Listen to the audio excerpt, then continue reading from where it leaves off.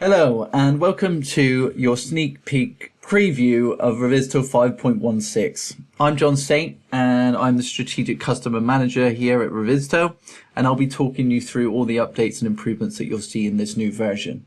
As with any update in Revizto, you'll be able to download and install this from the workspace, or if you're familiar with it, you'll see the pop-up that comes up when you open up the software.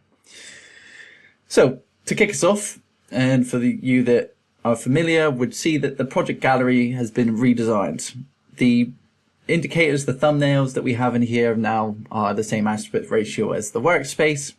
So we've got some more alignment there. The filters at the top have been improved and just repositioned. The actual search itself still works just as you would with any other as it was before. If we go and highlight over a project, you'll see that the actions and info is actually icon has changed to just move to the top right corner. If I click on that, this has also had a small redesign as well. All the features and tools that you're familiar with are the same. If we go to clear cache as well, this has changed slightly as well. Additionally, in the space, and not visualized here, but on top of this, and I'll pull something up, an image to show you what this looks like. Now you'll be able to see all the updates on that project, whether it's offline, whether an update's available. You'll be able to see that at the top there. And you'll also have additional info at the bottom underneath the name, and the little cloud icon will change from local, cloud, shared, whatever it may be. So it's all captured a little bit more cleaner in the actual project directory. So moving on from the project gallery, I can just now singular click on a project and that'll just open it up. So no longer do you have to double click, just click it once, and you'll notice that kind of a lot across the new version. We've got more single clicks, less double clicks. First part I'm going to touch on in the actual tool itself is the preferences. So if we click on preferences at the top there, you'll see these settings have changed slightly. They've gone through a bit of a redesign, a bit of a cleanup. Most of the settings would have stayed the same. Not too much has changed from one to the other. You'll note that switch back, there's a couple more options in here. A couple have moved around, but don't worry if you can't find anything. Nothing has been removed. It's just been moved to a different tab within this space. One nice addition to this two panel preferences to what we've done before, instead of kind of having that transparency tool that we had, you can now see clearly side by side split plane of the actual 3D model and then the graphics. So if I change this to fantastic, you'll see that visual update is actually captured within that panel on the right. This is the same with the SSAO, and also kind of that performance as well is captured within there. So you get a better understanding, instant feedback on how well your project is looking and how well it's performing when you change the graphic quality presets from one to another. But as I said, high level visual redesign, not too much has changed. A couple settings have moved from one point to another, so just keep that in mind when you use the new version and you're looking for something specific. Next on the list is a huge feature request, an improvement that we've had from our customers come through quite often. If we actually go into the object tree, you'll see that the models are now sorted alphanumerically, as opposed to how we had it previously, where the sort order was defined by when they were imported into the project. You'll note if we go into edit model management, this is also the case within the model management. You can see it here, these are sorted just the same way. And then if we go into load unload, the exact same way of working as well. Again, it's a small update, but I think one that you'll all appreciate. Another small change that we did is if we go into the share tool that we have now, you'll see this little pop-up come up saying the project team page is open in your browser. So it gives you an update just as much as my recording does. If I now go and pull up the tab that is opened, you can see it takes us directly to that project team tab within our workspace, and we can do all the same functionality as we could do before. We've done this to kind of unify the project team, the license management, all within our workspace application. Moving on, if I now go back to the application, jump back into 3D, and then let's just jump into the 2D space. So the 2D space has quite a significant redesign. What we wanted to do is offer a more modern user interface in line with the rest of the product. And I think that we've achieved that. It's gone through quite a few developments and changes, even past what you're seeing straight away when you jump in here. First up, the filters are no longer hidden. So we used to have a panel down the left, and honestly, not too many people use them. But filters can be quite powerful to find information, especially on those large projects.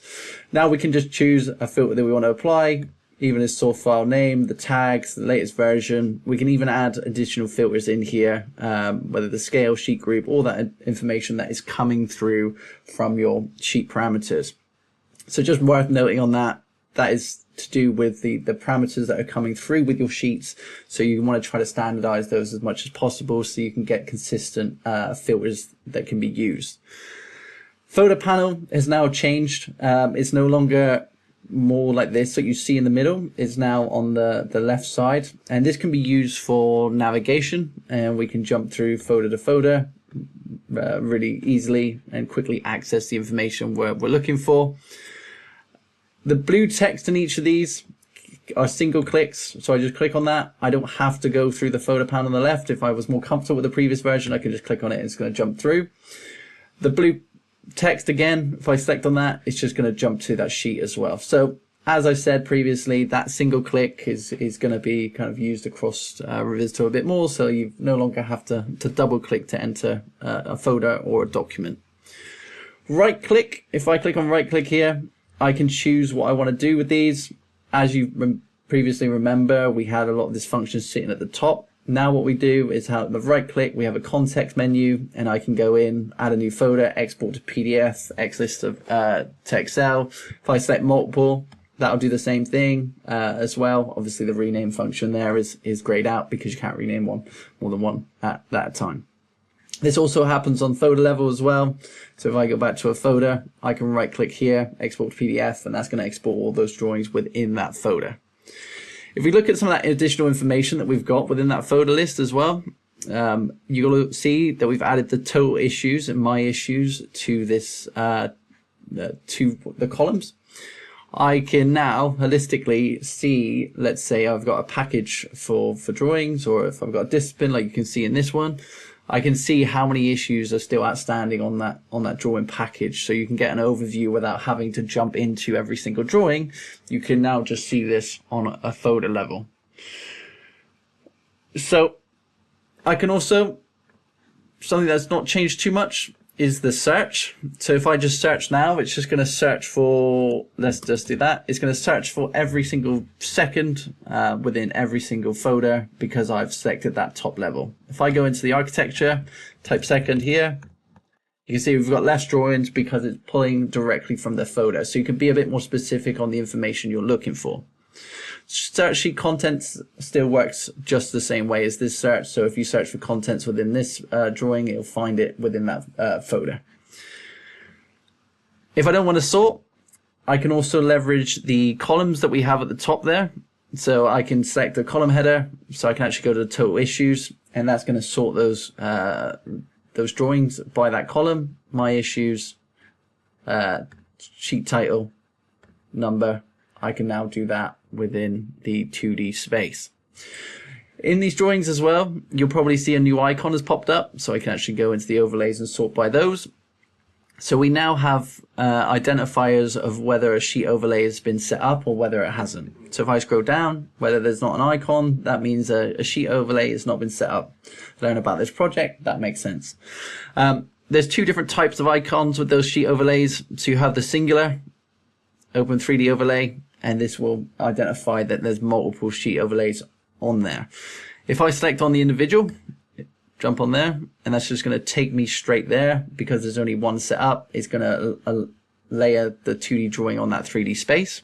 If I now jump back to the 2D and do a multiple, that's just going to take me straight to the drawing because it has to align. You have to choose which one you're going to use.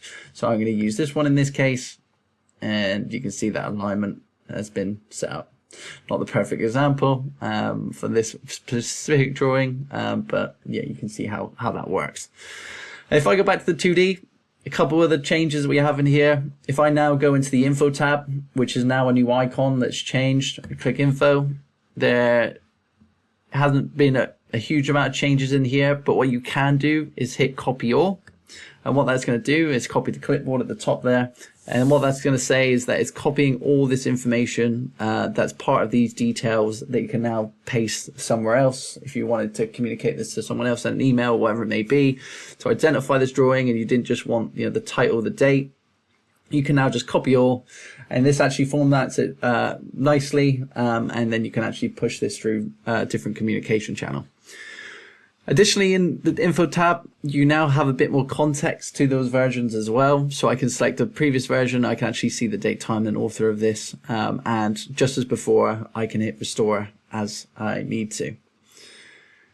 Finally, in the drawing space, and it's quite hard to demonstrate during a presentation like this with a project that is quite simple.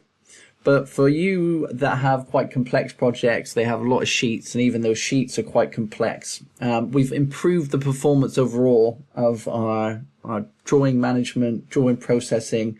So even if you've got projects with hundreds, thousands of drawings, you'll see an improvement in performance in opening your project. And also when you navigate through, and specifically when you zoom in, this will be improved as well. So you won't be waiting so long for the image to come through. It'll be improved significantly, so please give that a go. Complementing these 2D improvements, if I jump back to the 3D space, then we're going to go back to the home view, jump in here, I can now go into the 2D, 3D split at the top. So anyone that's used the site app before will already understand to some extent what this is actually doing. So previously you would have to jump from 2D to 3D, you had a visual indicator of what's going on, and then you jump back and forth as you would need to, just like that. But now what we have is a side-by-side view of the 2D drawing and the 3D model. I can come in here and navigate to a specific location, and when I navigate to a specific location, you can see the purple dots that are shown up. This is the location that I'm in. But when I do that, I can choose a drawing that I want to select. So what that's going to do in this area is choose a drawing that I want to select from, and it's going to give me the best bet for this space that I'm in already. So 4th floor plan, because I'm on the 4th floor, it's going to give me the best bet for this. I can go into here, select sheet from gallery. And what that does is just opens up the 2D space again, and I can just select a sheet that's going to be dropped into this 2D, 3D split. I'm just going to do one that we've already selected. I can search in here as well. And if I open, that's just going to drop me in that space, and now I'm in the correct level. If I jump in here, I can actually use this for navigation. So if I click on this one, you can see I've been dropped into that space. That door's in that same location, and I can jump in and navigate around in the 3D model as well. And as I rotate around, move out the door, you can see it's a mini map kind of moving around the project. So another way to kind of improve that connectivity between the 2D and 3D spaces. Selections of the sheets can be done again, as I said, through select sheet from gallery. So I can go in here and select a different one. So if I go in, hit HVAC, I'm going to go to one that I use quite commonly, hit this one, and that's just going to drop me into that space. I can then put me down to that location, and you can see in this case, we've already got the pins and the markups already activated. I can choose what I want to show. So for this case, I want to see the pins. And if I move around, let's reposition myself. If in the room, I'm just navigate over to here, just here. You can see I've dropped that pin. I can see that pin there. And it's showing me in both the 2D and 3D spaces. If I go to the markups, I can do that. And I'll be able to kind of combine these environments together. And instead of me jumping back and forth from the 2D to the 3D, this becomes a useful tool to see, oh, this is where the markup is within the 2D space. what does it actually look like within the 3D? So just as it is a good navigation tool, it's a good combination tool of kind of the markups that you've got within the 2D and seeing how they actually interface with that 3D environment. Next up on the list is the selection box. So again, just like the alphanumeric model, if I go to home, let's have a quick look at where we were. Now, instead of the single selection, which has been improved, the performance here of selected elements has been improved. So previously you probably recognized that sometimes it took a bit longer to select a 3D item. Now this is actually improved. So that's a nice little improvement that we've incorporated. But we've always had customers come back to us and say, well, what if I want to select a bunch of objects? We had no real way of doing that apart from kind of playing around with the selection boxes and search sets. What we can do now is if I hold Control, drag, it's going to do a selection box. And just like similar tools that you use, they're no different here. So if I hold Control, drag from left to right, it has to capture everything that's fully in that square. If I select Control, drag from right to left, it's going to capture anything that even crosses or interfaces with that square. Obviously I can hit Control and we'll go back to square one. And then I can hit right click if I want to. Another option for us is just to go into this selection box, hit that one, and you can see this little icon at the top that gives you a bit more context of what the tool does. If I now just drag, I don't even have to hold Control. I can do the box that way. If I do it the other way, it's going to do the box that way. So this becomes a really quick and easy way to isolate elements, select the ones you're looking for. If I hit isolate there, it's going to isolate all those elements.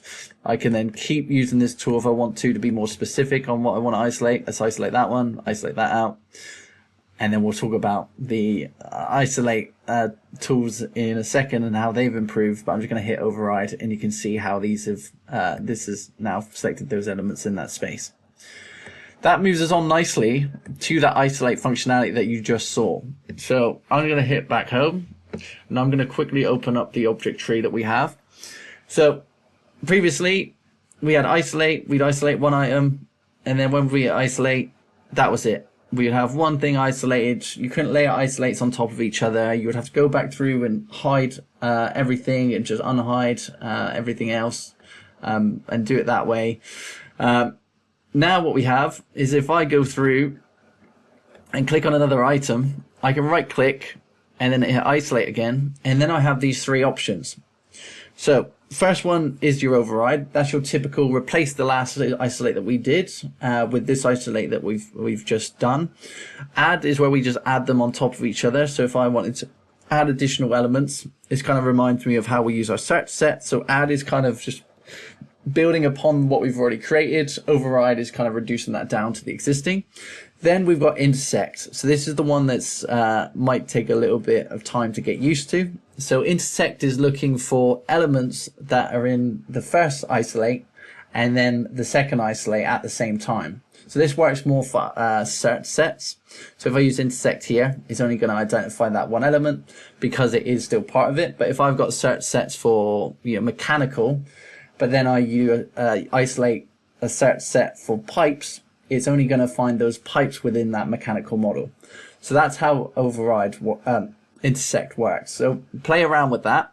The benefit of this is obviously that value add of time saving. This could improve your appearance profiles because you can use the isolate more easily, and also just get into the right information that you're looking for and isolating those as you need to. Next up, let's talk about Clash automation. So I'm just going to jump us back to the home view, unselect that one. So we've got something nice to look at when we're looking at our Clash automation and what's new in there. So I'm going to jump into Clash automation, and you'll note that the actual home page for Clash automation, nothing has changed. But when we go into the create new Clash test, our wizard for setting up our clashing types and what the rules we're going to use has changed a little bit. So this first panel now includes kind of a more visual understanding and sets you up to start creating your clashes better. So In here, we have those different clashing types that we have, and then we can also add the clashing name at the bottom. So everything you're familiar with, the different clashes that we have, clearances, directly above, directly below, all are captured within here. The visual guide is also been added to this page, and you'll see these three the dots that are kind of running through. They're going to be the different types that we have within here. So for this case, directly below, is it object A bottom, object B bottom? Which one is it? This just gives you a visual indicator. And if you go in some of these, you'll also see that there's actual examples for these. So this is your overview. This is you getting started. This is deciding on what clash type I want to use. If I add an example name under the bottom here, and I'm going to go into hard clash, I hit next, and then this panel and all panels after it, are all something you'll be familiar with. I've got the different hashing types, and I can actually go down into this and click tolerance, so I can actually shift it from the second panel as well without having to go back and forth to make that change. In here, you'll note that some of this has changed as well. So instead of us having a second drop down that says what type do we want to do, horizontal and vertical, or do we want to keep it uniform, now we just have this link option. So with that link, I can just hit 20, and you can see that's updating both the horizontal and vertical. This works the other way around as well. If I turn that link off and then change this to 10, you can see that's no longer linked together, so we can be more specific on the different dimensions that we're using. This also works with clearance as well, exactly the same way. You'll note when I go into the drop-down list, I can't select the new required type that we have, so I have to go back here and then select it at the bottom. And the required type is something I don't really want to call a clashing type, because it's really looking into quality assurance. So what this does in essence is says, is there an element? So we're going to use search set A, and is there another element within that area? The different types we have underneath here are all taken, the versions, the setup of these is taken from some of the other clearances that we have, and we have proximity, directly above, directly below, and then also inside. A good example of these would be directly above. So let's say I've got a fire rated door. I want to make sure there's a fire exit sign above that fire rated door. So search set A, I would choose the fire rated doors. Search set B, I would choose the fire exit signs, and then I would run this. And once I ran this, and again, this is set up is similar to what you saw in previously. This would identify where there's doors that have successfully found those fire exit signs, but it would also identify where there isn't some as well. Another example for this is inside. So this can be used for your rooms, and in those rooms you could require specific equipment or plan. So you could use the rooms as search set A, and then the equipment in search set B, and then specify where that isn't the case and where it is. As with a lot of these demos that we do before a new version comes out, I'm expecting to see a lot of input from the users to kind of expand upon our examples, and I can't wait to see what you guys get up to. So moving on, we'll go into the issue tracker. So this is actually a nice little update that I didn't capture. We can now discard clash tests, so it doesn't populate in here even if we start it and then we want to cancel. Now we can discard them and it doesn't add to that list. If we jump into the issue tracker and I select an issue within here, we can see what we've done is actually make these transparent. So what this brings is it gives you more context to the issues that you create, because sometimes they can be too close to what you're actually looking at and can get in the way, let's say. And I can jump to another one and you can see this is now transparent. Another addition that we have is that now when I go into assignees and drop to assignee, I can select an assignee, and you'll note at the top we now have a recent button. So now I apply this to David, and then what I also have is an assign to me button as well. So I can jump from one to another, and any sort of common assignees that I have, they're always going to be to the top of the list. Last but not least, if we now go into the 3D space and we go into the rooms of the 3D space, what we can do in here is actually use these rooms to create QR codes. So I can do this via the number. If I select one, I can do that, and I can generate a QR code here for that room. Or what I can do is generate QR codes for all the rooms. I can do this as well with the level. So I can actually go into level and select this and the 3 dots here. So I can select the QR codes for all rooms, codes for rooms on current, which is that level, generate QR codes for corridor 302. So we can be more specific. And when I do this, it's just like we would with a normal QR code. It'll export those out and put them into a PDF, or you can actually put them on stickers. And that finalizes the desktop version. What we also have is the small updates to the scheduler as well. In the scheduler, we have a couple small updates. One of them being is we go into the upcoming schedule and I select a couple of these. I don't no longer have to skip them individually. I can do this in bulk, so I can just hit skip. And what that'll do is skip all these existing runs that we have, the tasks that we have. Another item that we have is in the actual task itself.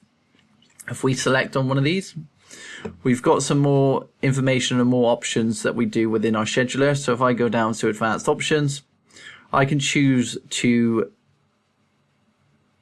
skip missing links. So let me edit this one.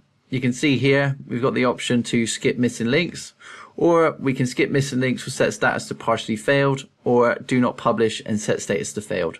So this gives you a bit more control to decide that a full federation that needs to come through, else we will skip the publishing of that model, or you can still publish and the links without the missing links within the project. Finally, to give you a more rounded picture of what's to come and to look at your own pace, we are now producing the new version, updates and new features. And this document details what all the updates are in even more granular detail than I went into today. This is a good example of that visual identifiers for the project. You can see update available offline and archived. All that information is available, and it goes through step by step in very granular detail what the changes are, and where you can find them and how you actually use them as well. We're not just talking about the visuals, we're also talking step-by-step process of actually leveraging the new updates that we have. A nice one we have on here as well is if we go down a bit further, you can actually see the additional plugin support we have, the Revit, Civil 3D, all that information is captured within this document. It even takes it a step further by looking at other updates, the more granular. Again, a good example here is where we're going from net 6 to net 8, which I think a lot of your IT team will appreciate. So this is a really useful document, and you can access this document from your CSM. And it'll be made available to you, but please feel free to ask for it and send a request. Thank you so much for your time, and I'm really looking forward to what you get up to within Revizto 5.16.